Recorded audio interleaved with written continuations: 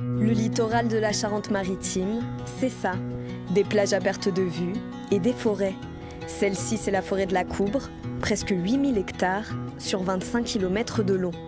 Ici, vous pouvez voir du pin maritime, des chênes verts. Un peu plus loin dans la forêt, il y a des chênes pédonculés. Le rôle de la forêt est essentiel. Elle a été plantée par l'homme au 19e siècle pour empêcher l'invasion du sable et des dunes sur le continent.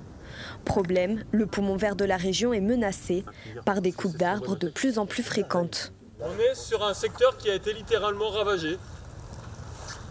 Abandonné par les animaux, forcément.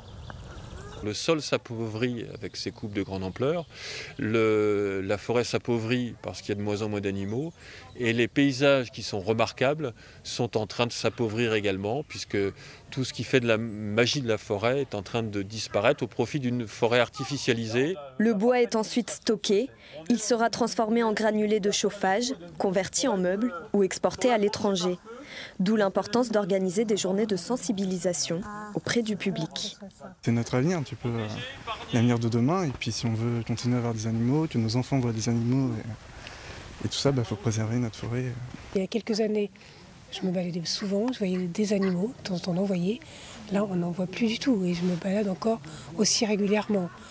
Et on voit effectivement les dégâts et que ça va très vite. Pour limiter cette surexploitation et protéger davantage le site, l'association a présenté la Coubre au label de forêt d'exception.